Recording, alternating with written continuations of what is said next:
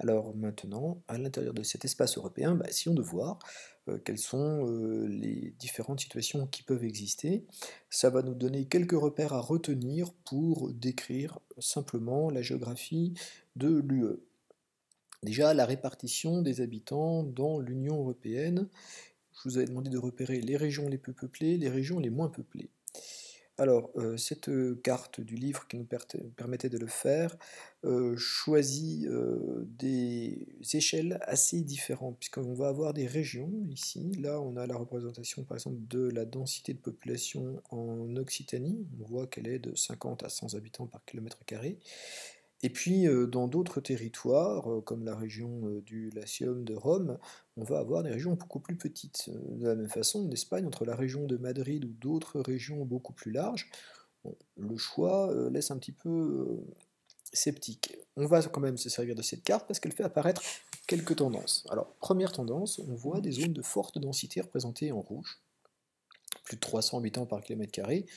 On va le trouver dans l'outre-mer européen, mais on va le trouver aussi, vous voyez, dans l'Angleterre, notamment tout le sud de l'Angleterre, au nord de la France, entre Belgique, Pays-Bas et l'ouest de l'Allemagne. On va le trouver aussi au nord de l'Italie, et puis un petit peu ici sur le littoral italien. Alors puisque je parle de littoral, quand on regarde le cas de l'Espagne, on voit vraiment que, à part la centralité madrilène, on a des densités plus importantes qui sont dans les régions qui sont les régions littorales. Ça se retrouve ici, donc ça se retrouve aussi, vous voyez un petit peu, sur l'Italie. Donc, première conclusion, les régions de forte densité, elles sont réparties à l'intérieur du continent et sur les zones littorales. Si on avait une échelle un peu plus fine de représentation de ces densités, c'est ce qui apparaîtrait encore plus clairement.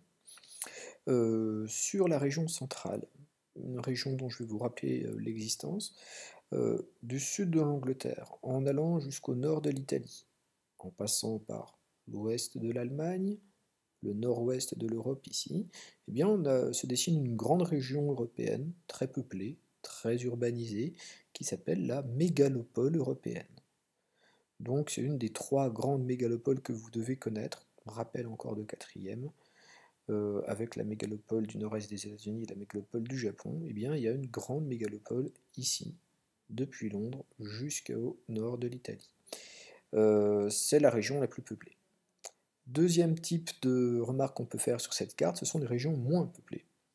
Alors ces régions moins peuplées, on voit apparaître évidemment une bonne partie du territoire espagnol, mais aussi, si vous regardez bien, toute la partie nord de l'Union européenne, que ce soit la Finlande, la Suède, une partie de l'Écosse, une partie de l'Irlande ici, et puis aussi les États baltes là.